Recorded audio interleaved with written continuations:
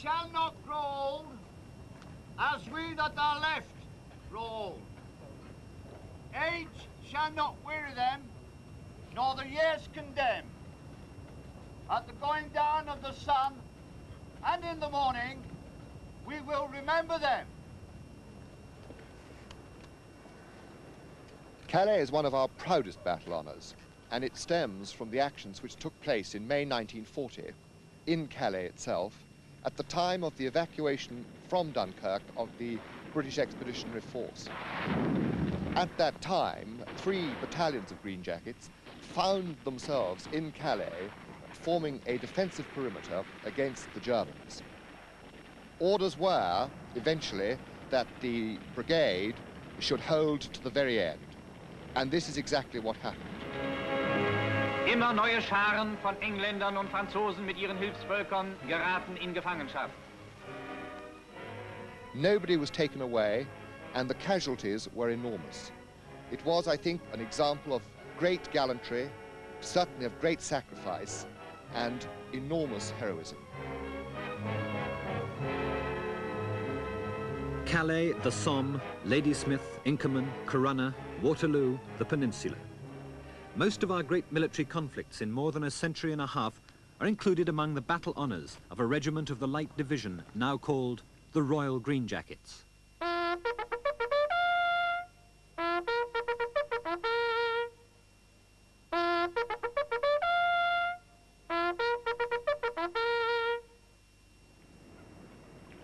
From the battlefields of northern France, back across the Channel to Dover, historically a strong point in our island defences, fortified by the Romans and the Normans, and garrisoned today by the 1st Battalion of the Royal Green Jackets.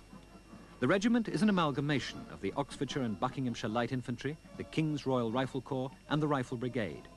And in those names lie some of the clues to what makes the Royal Green Jackets feel that they're a different kind of infantry, with different traditions and a better way of soldiering. First, they're light infantry, specifically raised in 1800 to operate as a skirmishing force ahead of the tightly formed squares of red-coated troops. They were dressed in camouflage green, lightly equipped and fast-moving. Above all, they were riflemen. Unlike the clockwork soldiers in their red coats, they were individual marksmen armed with a new grooved rifle, independent and self-sufficient. They were the model for the modern infantryman, the thinking, fighting soldier. It's that tradition, it's claimed, that has survived to bring the Royal Green Jackets their undoubted success, a tradition supporting the battalion's 600 soldiers in 5 recent tours in Northern Ireland, in their forthcoming duties in Cyprus, even in the peaceful routine of garrison life. We tend to play down as a regiment, I think, perhaps the outward and visible forms of military life. We like to concentrate on what we think is the essence of our profession. Those are the purely military aspects of it. Ultimately, of course, one is training them to go to war, and one is training them, one hopes, to a sufficient standard that they will be able not only to survive, but to carry out any jobs that they're given. And it's difficult to try and teach somebody of 18 to kill somebody. But basically, anybody who's in a situation where it's them or the other person, you know, he's going to react hopefully in the right way, kill him. If you've been taught to aim your rifle properly, pull the trigger and hit the man, then that's what you do. But as the bullet or the round leaves the barrel, you do not think to yourself, I am now killing somebody. Because if you did, then you possibly wouldn't pull the trigger. When the job has got to be done, then you've got to do it properly. And if you shoot to kill, and the man at the other end of my rifle dies because he's doing something bad, then I will not feel anything. Left, right, there. Green Jackets march much faster than other soldiers. It seems they must be different. Throughout the army, this exclusive quality, plus the black in their uniforms, has earned them the name of the Black Mafia.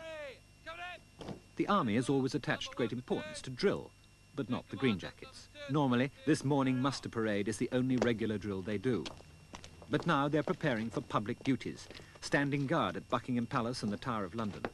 And Major Grey Gilbert must make sure that the 3 platoons of A Company, which he commands, are stepping up on the spit and polish. The 29 men of number 1 platoon will soon be performing the ceremony of the keys at the tower, a function more usually carried out by the immaculate ranks of the Brigade of Guards. Not civilian yet, Shanahan. Right. I'm a disciplinarian, but I'm not a strict disciplinarian in the traditional sense of the word. We have, in the Green Jackets, a very relaxed form of discipline. Centre! Obviously, if someone goes and does something damn silly, he gets punished for it, and it's quite right that he should. On the other hand, we're not constantly on the riflemen's backs the whole time, telling them to do this, telling them to do that. They're expected to do it with a minimum amount of fuss. You've got, I don't know if it's dust or what, all over the back of your collar and on the back of your sweater. Your sideburns are coming down as well. We all reckon that we're a class above the rest, you know. We're not by-the-book tick-tock soldiers, you know. I've said it before, like, everybody reckons this is a good fighting regiment, which it is. I like it as it is, you know, the Green Jackets. I wouldn't like to have to call corporals or stand up when the officer comes in a room or anything like that, which we don't do here. Our philosophy, which some people think is easygoing, demands higher professional standards than that of any other corps, regiment, or division in the army. Of this I have absolutely no shadow of doubt at all. And if we allow ourselves to slip in this way, we get sloppy, we get arrogant, and we are bad. Bull banishes any sign of sloppiness in A Company this week. Number 1 platoon's quarters present scenes of unaccustomed activity. They reek of boot polish and resentment. You never see this in us here. Normally, it's only because we're going to London and we're doing it. Normally, I suppose everybody calls us scruffy. No. This regiment, I don't think's a polishing or marching around regiment. I reckon this is more fighting soldiers than polishing, you know. This is barrackroom stuff, you know, Buckingham Palace all the time, like the guards that are there all the time. It's not for us. Once it's over, all this will be thrown back in the boxes and forgotten about. Nice slow, 112, remember? He's not a young man, the warder. Keep your arms up. But we're going through, we're heading towards Traitors Gate. Nearly through the bloody tower.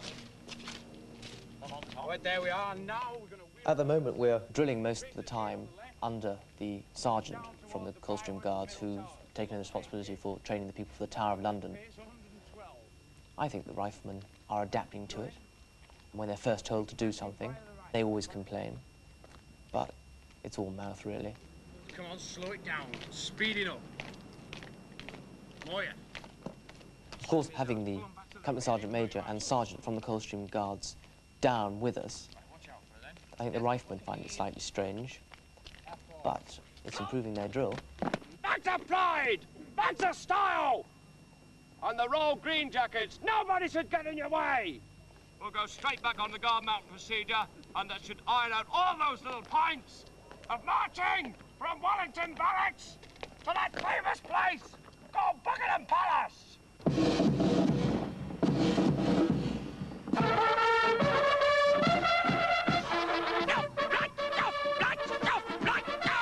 Hold your heads up! Now you're dressing! It's horrible! Get hold of your rifles! Hold the rifle in the correct position of the trio! You hold it there like a handbag! I'll come along and break the straps! Now come on, gentlemen, get hold of those swords! I shall start mentioning a few names! Hold your heads up! I shall come across there and punch your nervous system in a moment! Get the arm parallel to the ground! Get the thumb on the top of the forefinger! The stump again! The chest out! Back in the back of the collar! Look out! But army life is not just the noisy illogic of the parade ground or the bachelor bonhomie of the barrack room. The Ladybirds Club for Soldiers' Wives is a reminder that over half the battalion are married men living ordinary family lives, or as ordinary as they can be. Lest the riflemen should forget, the colonel forewarns the wives of the battalion's movements. I've asked particularly that I should be allowed to talk to you this evening because it's the beginning of a year and I can tell you what I am planning should happen in the battalion in the year ahead. Now, the first thing I'd like to touch on is public duties, because that's almost upon us. And now, at the end of a lot of hard work, the battalion is about ready to mount guard at Buckingham Palace and at the Tower of London. Now, this is a very auspicious occasion, and it's the first time that a battalion of Green Jackets, a regiment of Green Jackets, has ever been invited to carry out these duties. And if you possibly can, I would ask that you go up to London and support your husband and watch him while he's doing it. and we'll... New guard! Present! Arms!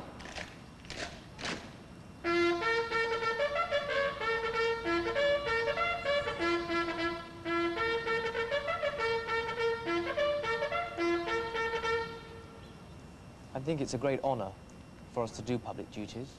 It's not a thing that I would like to do all the time, but it's something different. And I think for a month, it's probably just about right. We've built up to it, done a lot of hard work, but it's something that one will never forget. And, you know, when you see the Tower of London in the future, you always think that once I was standing there.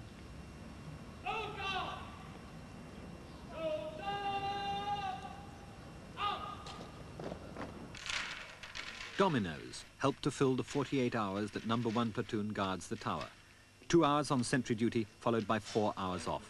A way of life that does not appeal to Rifleman Bill Crosby from Sunderland. This thing is not soldiering. It's a big balls here. I don't enjoy this sort of thing. I'm sure none of the other blokes do, but we're down here. It's not long. You know, you just take it as it comes. Scotland Yard have warned people to be on their guard against possible terrorist attacks following the death of the It's really the same old things, nothing exciting really in here. Pass the time away. You're sitting about when your kit's done, you just sit up playing dominoes cards, and you just got to sit there. You don't feel tired or nothing, you know. You just sit in your bed and think about things, you know. I don't think anybody's happy here. But it's better than standing out there for 2 hours. Halt! Who comes here? The keys. Who's king? Queen Elizabeth's keys. Pass Queen Elizabeth's keys, and all's well. Escort to the keys. By the sentry. March! The ancient ceremony of the keys.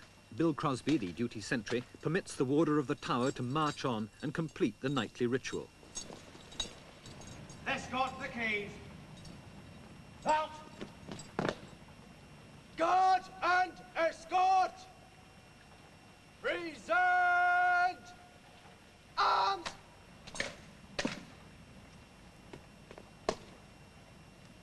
God preserve Queen Elizabeth! Amen! Back to the shadows of another ancient fortress, Dover Castle, and back to the administrative routine that is such a large part of peacetime soldiering. The 3 platoon commanders and sergeants and the sergeant major of Letter A Company gather for their regular meeting, chaired by the company commander. There are quite a lot of points to get through this afternoon, so if there's nothing terribly relevant, if you can not bring it up and we can all get away. Public duty is now over. There's a letter here from the commanding officer saying how chuffed he was, how it all went and all the rest of it, and also stating that he reckons that all the drill and so forth had a very good effect on the battalion, which I totally agree with. And he congratulates everyone on the effort and the way it was handled and everything else, which I totally agree with. The next point I want to talk to you about is the company account. And I'm going to be rather arbitrary here, and I'm not going to allow great discussions and so forth on the account. There is a deficit at the moment of £25 approximately on the Boxing trip. Barrack damages is even worse. There's been no levies made for barrack damages now for about 9 months, as far as I can find out. And I'm just not prepared to write this off, because I see no reason why riflemen should break things and then get away without paying for it. Now, £33.30 is accounted for to individuals for various broken doors and that sort of thing, and the remaining £33 will be recovered from platoons along the lines that I lay down over the page in paragraph 9. Now, this money is to be paid in to the account without fail, and I'm not prepared to arbitrate any way about it. If the money is not paid in to Mr. Steele by Friday, there are two options open to me. One, I can debit your platoon funds direct, or I will invite two commanders to fork out the money, which no doubt will get them moving on collecting the money from the riflemen. Barney, I want a pound off you. It's barrack room damages. Got a pound? Got a checkbook? No, my check's bounced. Go on, go get your checkbook. Make it out for a pound, all right? And I'll tell you how to make it out. Go on. Each platoon is divided into 3 sections, and the job of collecting the cash is finally passed down to Corporal Wright and the other section commanders. In good military units, it's noticeable that a curious kind of family relationship develops. Yeah. What's that? Oh, for crying out loud, Barney, what's the matter with all this here? Look at it. You never make a record of it. Where's your book? Where's your book with everything you pay on? God, you make me bloody mad, you do sometimes. I mean, look, how much have you got back in your bank? You don't know, do you? 31 pounds. Yeah, how do you know? Tell me how you bloody know. I don't know yesterday. Have you got your book where you put everything in there? No, I ain't got it. God. Yeah, look. Write it on there, and I'll spell it for you. Pay Central Bank, 1 RGJ, in brackets A Company. Central Bank, C-E-N-T-R-A-L, Bank, Butternucker. Central Bank. Yeah, 1 RGJ. I'm not going to fit it all along there, am I? Yeah, put it 1 RGJ along there, and in brackets A Company. Why isn't Mason paid? He hasn't got his checkbook. He hasn't got any checks left, and he also hasn't got any money. Have you got any rings, valuables, watches? Cigarette coupons will not be accepted. Igmont hasn't got what? No, he hasn't got a checkbook either. His is at home. Couldn't Barnes do it for him? I suppose he could, but I mean... They're going on leave together. Yeah, but old Barney, I mean, you can't trust him with a cheque anyway. I mean, look at that cheque he wrote out here. I mean, you can hardly understand the thing. And it probably bounced anyway. As I looked at his checkbook and all the stubs are... Yeah. We've just about got 10. Give or take a few. Well, it's just a question of getting it before Well, the there's Sergeant Major starts. team. There's the... Sergeant Major already started. Well, I know. OK, we'll get all the money then, which we can get today, and if there's anything... Mr. Smith, he's a platoon commander. He's responsible for the whole platoon, possibly 34 men. But at the same time, he hasn't had the experience that a sergeant has. Therefore, being very subtle, you must give him advice where it counts and show him to follow the right course. There are various things that only a platoon sergeant can deal with, and I would never hope to because I'm too young and too inexperienced. But there are other aspects, like when we're working out in the field, and we're talking about training matters, when perhaps I have the edge. Sergeant Crook? Hello, there. Yeah, the beaver's confirmed for this afternoon. Right. I think what we'll do is sort of work out exactly what we're going to do. Right. There are going to be 2 drops. The first one for the enemy, and the second one for the rest of the platoon. The reason we're here on Salisbury Plain is to give the whole platoon a chance to lead patrols, to make command decisions, and to be given a certain amount of independence to go and do their own thing. They would like to say, oh, let me go out on my own because I can do it. Well, here's their chance to prove that they can. It's just me on the left-hand tree. See? He's in the same place as he was this morning. Yep. OK. I think, Bill, we'll move round and we'll have a go just over there. We may be able to see something from behind those bushes there. On Salisbury Plain, No. 1 platoon is on its own for 3 days, away from barrack-room routine. Corporal Bob Wright and Rifleman Bill Crosby are leading a reconnaissance patrol to find the enemy position and how it's defended. The enemy is the other half of the platoon. It may look like war games for grown-ups, but apart from Northern Ireland, it's the nearest thing they get to real combat. When Crosby and Wright report back to Lieutenant Smith, it's all in deadly earnest. Well, we couldn't see a lot, you know, looking through binos and things like this, so we moved further right and further forward. And then we heard noises, voices, and we, in fact, moved right up to their lines. They must have been about 30 yards away. What do you reckon, Bill? Less? Less? 20, 25? Yeah. I have to make it appear that they are telling me for the first time, whereas I know where the enemy are because I put them out there. Otherwise, if the section commanders know that I know where the enemy are all the time, it loses realism for them. Well, we only saw about 3 or something, plus the sentry, but we heard more voices. And if we did do an attack, from what side do you see it? The best way would be through the sentries. Through the sentries part, don't you reckon? Because it's a hell of a long way, you know, to get round behind them, innit? Yes, but if we used a helicopter, you see? Helicopter.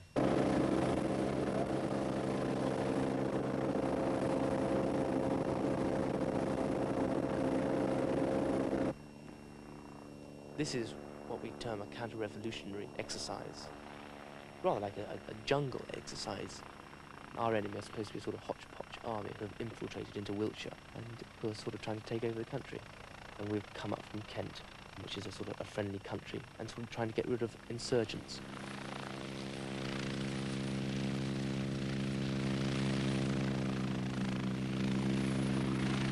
Right, let's have 2 men back there. Straight, okay? These 2 here.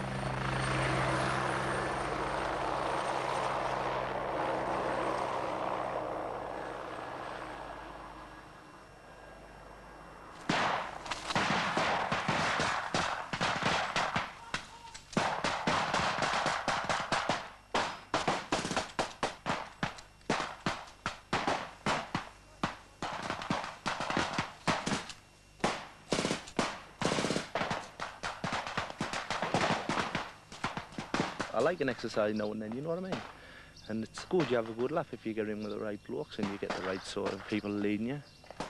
You get the right sort of exercise, you have a really good laugh. Hello, 1-1, this is 1-1 Lima. We have just taken the position. We're checking it through now. I hope to call for Hawkeye to come and pick us up in about 5 to 10 minutes. Over. Right, I'll just bring out a few points as a debrief on that. We went through with the assault, and that was quite good. A lot of dashing around, aggression, and that was good. However, individual fire positions are bad. And when you take a fire position, you must get down, get into cover, and then get the weapon up with the aim and take a shot. Okay, there was some terrible weapon handling, and the positions people were holding their weapons when they were firing were very, very bad. I love responsibility. I like to make decisions. And with the training one has at Sandhurst, and from just general experience and various courses one goes on, you build up confidence in yourself and an ability to lead. And although my riflemen are the same age as me, and we're all young, we all like sort of getting up to the things that young people do, I have still got to remember that ultimately I'm the one that's going to make the decisions, and that they will respect me. He's young like us, and he does know his stuff. He's been about. He's probably seen a bit more than we have. You know, he's been away on courses which he could get. But as long as they're with the lads a certain part of the way, you know, that's the way we like them. If they're up and up snobs like upper class yobs like, we don't want to know. A bad rifleman is someone who is constantly complaining that conditions aren't right. The food's not right, and when you're out in the field it's too wet and his trench is too uncomfortable, which it may be, but he doesn't have to keep on telling me. The worst officers that we get are the new ones. They've just come out of Sandhurst, they're pretty young. They've got all these super ideas about leading men into battle and all this, you know, they give you some really stupid things to do, you know. They take it like as though you're still in training. Well, you're not, you're all trained soldiers, you can all do a good job. And there's no need for people to really tell you to do it all the time, you know. They've got this idea that you can't do nothing, you're thick. But I can imagine somebody coming straight from public school into Sandhurst. The only people they've seen is a Guards colour sergeant and a few sergeant majors. They've never seen a rifleman before.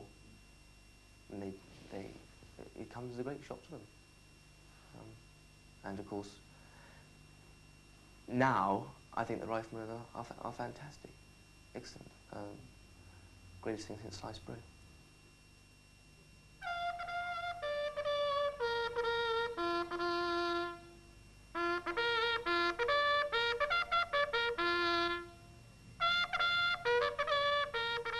As the flags are lowered, the evening social activities separate the regiment along its military demarcation lines.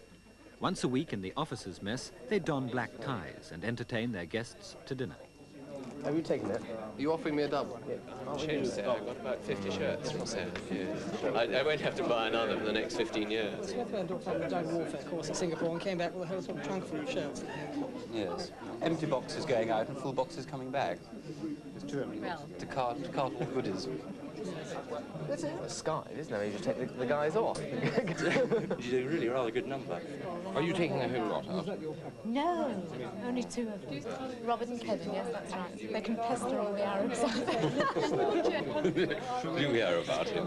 He tried to take the tiles off the church wall during the communion service or something. I rather like the financial world tonight, where they start to talk about softs and hards and all that sort of stuff. Is this on BBC? Do you know what I mean? What? Do you know what a soft and a hard is? Yes, I soft as cocoa and stuff like that. And hards are metals and ores. Dinner's ready.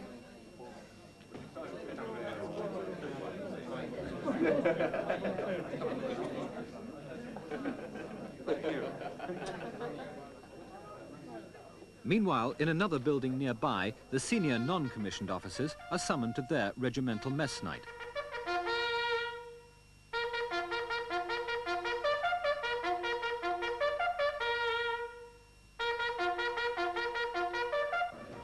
Roughly once a month, the sergeants and warrant officers gather at their mess for a regimental dinner.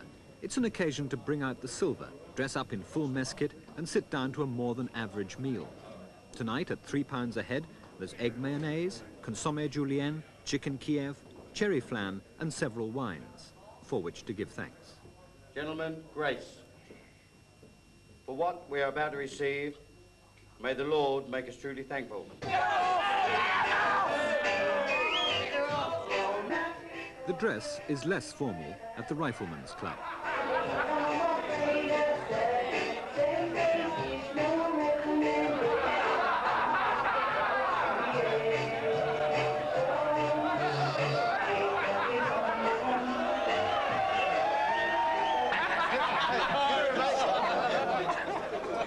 You're getting married, you're in trouble.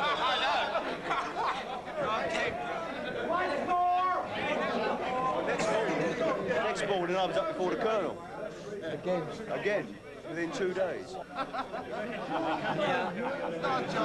I should have said, are you ready for a wee-wee? That would go down a lot better, I'm sure.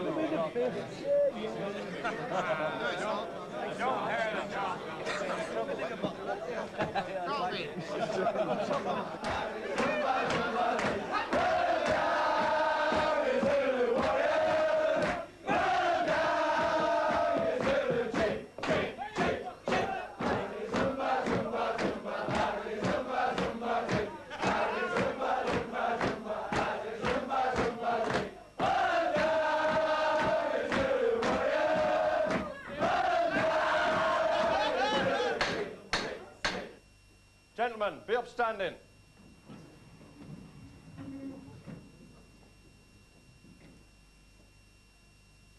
Gentlemen, a toast. The regiment. The regiment. The regiment.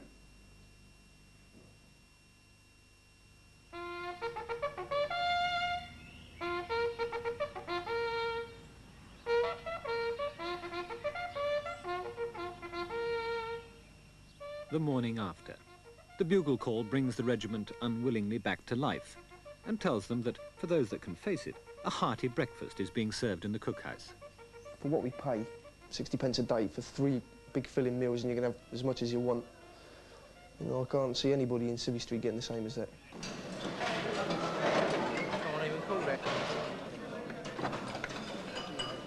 Hey Barney, you back up again last night? Did you get it again last night? It's all plain food, there's nothing fancy. Because I've seen it over in our cookhouse, they've put out something fancy. And I've had a go at it. And sometimes it's been pretty good, but other blokes who would rather have steak and kidney pud. It's the same in the town, they won't go for Chinese thing or pizzas. They'd rather have fish and chips. Anyway, excuse me. We don't do nothing, really. You might get the odd few hours working, and then the rest of the time you're just waiting to do something. That's the biggest part of the army. You know, if you're in for 3 years, 2 years of it, you're waiting to do something. It's just ordinary like barrack life, sitting around doing nothing. I like it. They've got nothing for us to do really. Just the odd bit of training here and there. That would be a couple of hours in the morning, a couple of hours in the afternoon. So they just fit in on stupid things that we don't like doing, like assault course and running around. It's just to fill in time, you know, because they don't like to think that you're lying about doing nothing. Come on, push it off. Come on, like bloody old man, get over there. Oh, come on, come on. Come on. Come on. Get out of here. That's all right, son. Come on, come on. Get down. Chuck him down.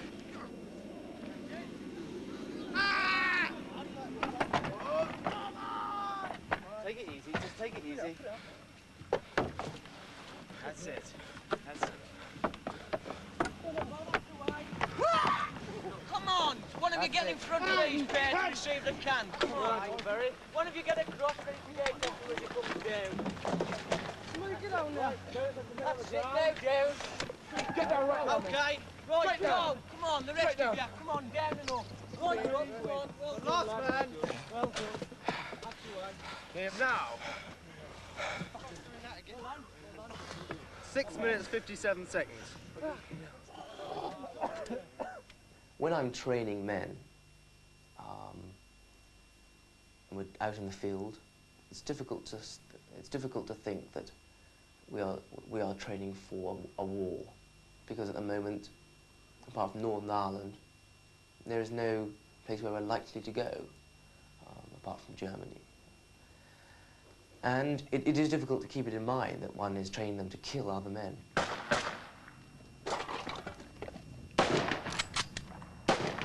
Bombers! Go! This is basically an exercise in urban operations, the sort of thing one does anywhere in the world. And when you do house clearing operations, each rifleman has a specific job to do, and it gives them all a chance to practice it.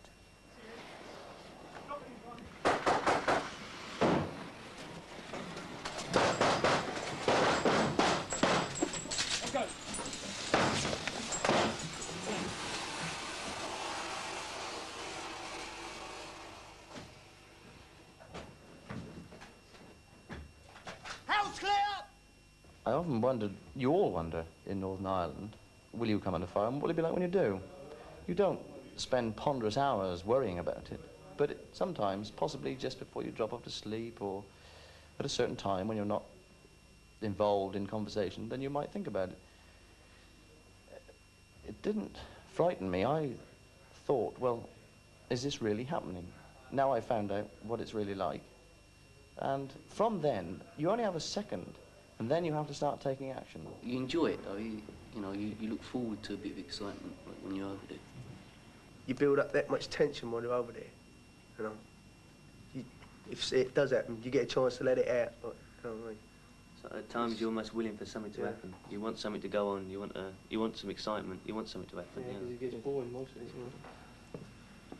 You know. We have to make our own laughs over there because nothing happens hardly. In the way, it's your job really, isn't it? To shoot people. I mean, it's one reason to join the army, really, isn't it? Well, it is. What do you think about that? But they're going to shoot at me, like, I'm going to shoot back anyway. Yeah, I'm going to stand there and let them shoot at me, like.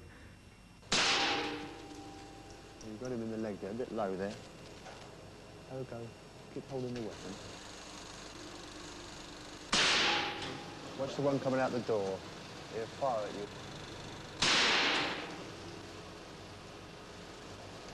No, you just went slightly left there. Keep watching that. You've got him in the leg there. Watch the trees behind. They're lurking there somewhere. Sharpshooting practice under Corporal Bob Wright. In the months preceding the battalion's departure for Cyprus, there's a special build-up in training. In this ingeniously equipped range, the rifleman shoots at projected targets with live ammunition. As he fires, the picture on the screen freezes and dims for 5 seconds. A small hole appears on the paper screen where the bullet strikes, and Corporal Wright can judge the accuracy of the shot. Okay, unload.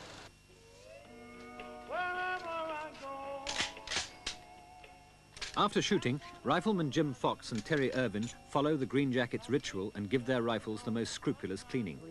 Following the same tradition, Corporal Wright will still find fault.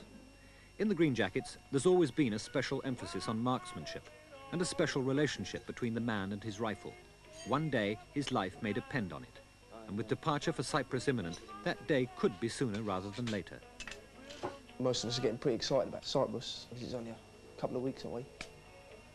And we'll probably find that really interesting for the first couple of months, and then it will go a bit monotonous. For me, it's great. I'm really looking forward to it. You know, getting away from England. You know, it's going to be a really good break for us, I reckon. And there's, you know, you've got opportunities out there to do things you wouldn't be able to do here. Skiing, surfing, etc. But mind you, by the time 6 months is up, I'll probably be looking forward to coming back to Dover. Looking at the map, the first thing that you notice about the island is the long line that goes the entire way across the island. This is the Attila line and marks the line where the Turkish invasion got to in 1974.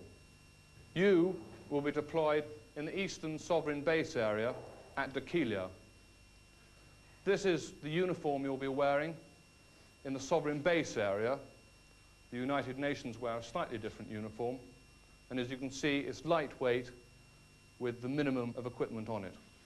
1 pair of puttees, 1 hat, 3 trousers and 3 shirts. Check it all with you. 3 shirts, 3 trousers, 1 pair of puttees, 1 hat. Okay?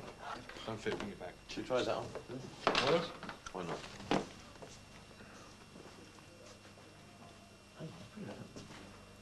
That's lovely. In fact, it is a bit small. Yeah, they put it might help. It's all right. Beautiful. Sheet here, which some of you have got, Egan's got one, is a battalion contents list for individual boxes. And all it is a list you fill in, and fill it in duplicate, with item and quantity, so that you know at the other end, if anything goes missing, what was in that particular box, okay? And if somebody asks you, have you packed so-and-so, well, you can look down here and say, well, I have packed it. Old soldiers may be surprised at the informality of the riflemen when dealing with their platoon commander. Nobody leaps to attention nowadays, and that's how the Green Jackets think it should be in today's army. Have you got one of these forms? 3. You got 3, have you filled them in? Yeah. Well, I've only just started packing. Okay. Do you know exactly what to do? Just go quickly go through it. Forget about that. Number, rank, name. Forget about that. And box number, how many boxes you're going to take. Item down here. Quantity down there in case anything gets lost.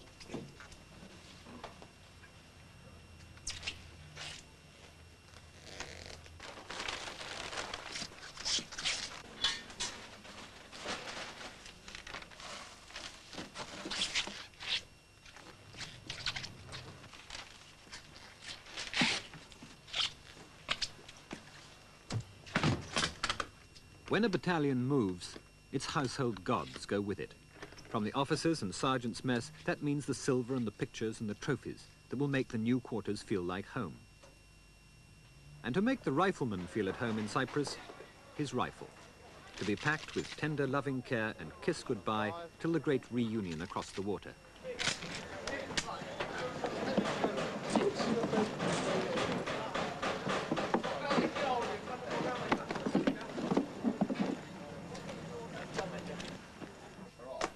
While the bulk of the battalion will make the move by air, Lieutenant Michael Smith and other junior officers set off overland to Cyprus, across Europe by mini and by motorbike. Before they reach the end of the month-long journey, they'll have the usual kind of adventures. Those black Mafia t-shirts should go down well in Italy. It's end of term, chaps. Happy holes.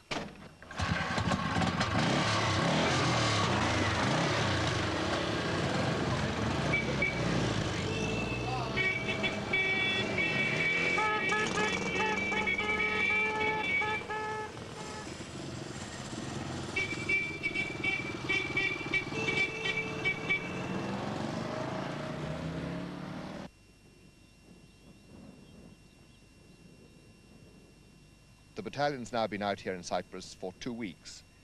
We're split between half the battalion in Dekilia, in the sovereign base area, and the rest of us up here in a camp just outside Nicosia Airport. Our role up here is really unique. We're the only part of the British Army which is part of a United Nations force.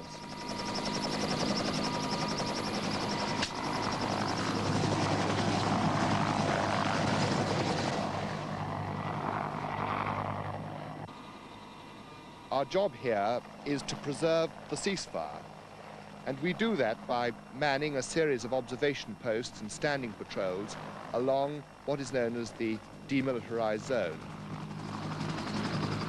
Every 10 days, helicopters carry a section of 6 to 8 men out to the demilitarized zone to relieve others manning the observation posts. 10 days they're here to observe and report the forward movement of Turks and Greeks. 10 days to keep the peace between the two sides, somehow.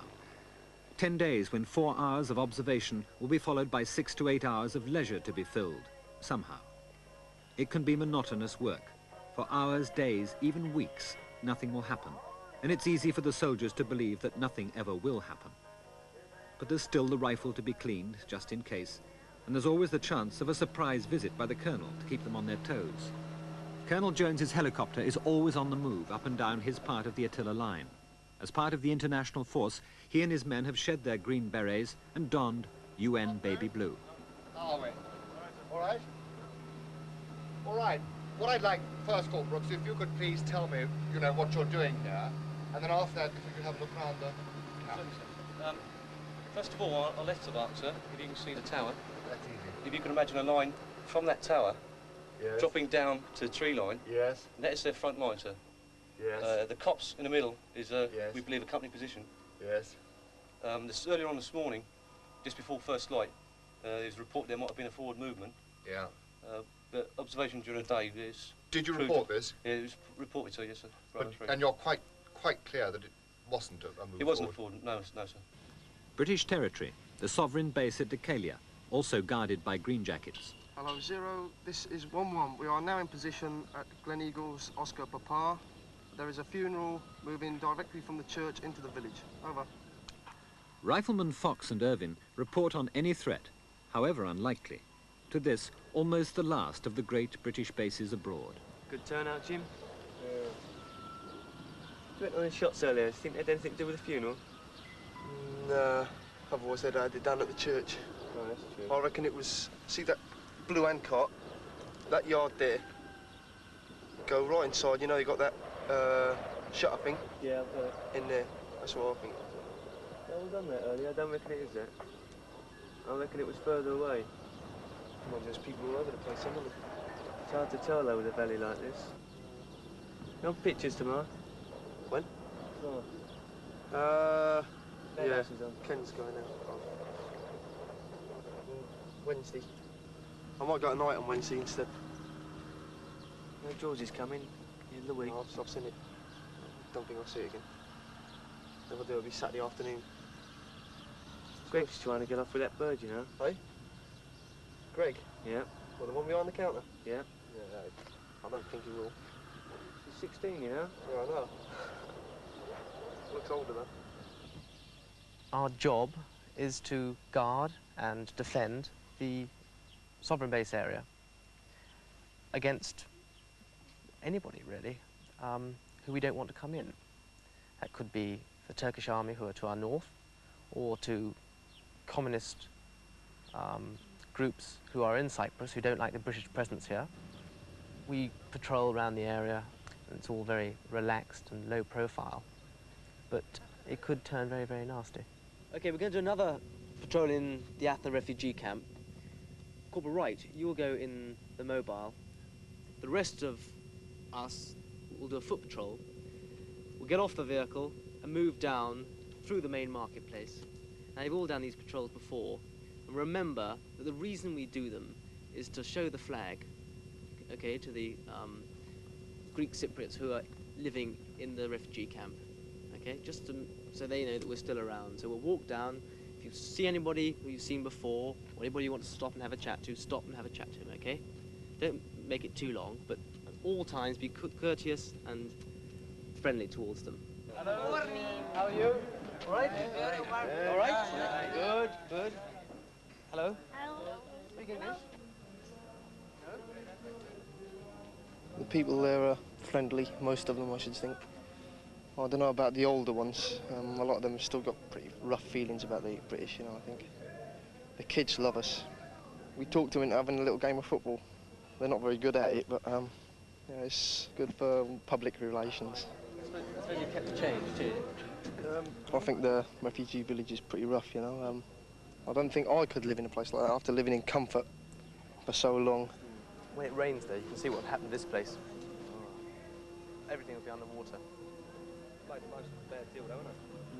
Yeah, I mean, the huts and everything they've put up are quite good, but they get a grant from the government to put them up. Why don't they try leaving here, though, sir? Have they got the money? Or Why don't they leave here? Try. Most of the people that are here now are from the village just a mile away, which is in Turkish hands. And they're waiting, hopefully, for the day when they can go back. Yeah. Most of the other people from Farm Augusta have moved out. I mean, there were 7,000 people here, and they're now only about 2,000 people left in the camp. All the ones who really want to do now is go back to their own village. Some people have been, you know, housed with friends. New houses have gone up, and these people are just waiting, hopefully, for the Turks to move out of their town, their village. Okay, we'll go down to the end, back again, and that's it, okay? Cyprus is such a marvellous place, with the good weather, the climate, and all the things you can do. It's what I joined the army for, to get around the world, and it's one of the last places left to go to. It's a pity for people who are married that it is an unaccompanied posting, but nowhere else you're going to get 6 months out in the sun and be paid for it, although the work is quite hard. You do get the weekends off. It's a beautiful place. A beautiful place indeed. Not least for the riflemen of No. 1 Platoon, a beautiful place to demonstrate their informal relationship with their officers. Right, you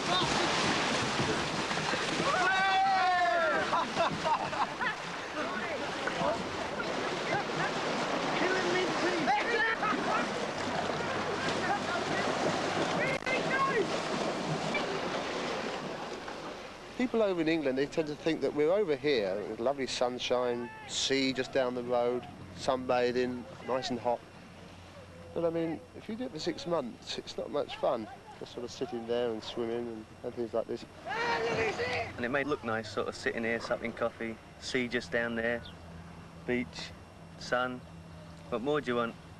Something to do. What there was to do, we've done that many times, we're just sick of it. Since I've been here, every other night I've been in the pictures. I've seen films that I've seen years ago and they're bored me. Just to drink, that's all there is to do it here. Go down to the beach when you've got time off. Really, it's a long day really, because you have to get up early in the morning, PT first thing, sports all afternoon. You lose all track of time. Well, there's only one place we sold you, really, isn't it? It's Northern Ireland. I'd like to come here for 2 weeks, then go to Northern Ireland, you know, for 4 months, and stay here for 6 months. I mean, it's going to be boring here for 6 months. Here, you've got to be more courteous to the people, you know. Didn't you like that? Well, we ain't that used to it yet. It's going to take a while. Another thing is we can't understand them. They go waffling on, blah, blah, blah, blah, and you're going, yeah, yeah. They could be calling you anything. At least the Irish talk like you, and they call you anything.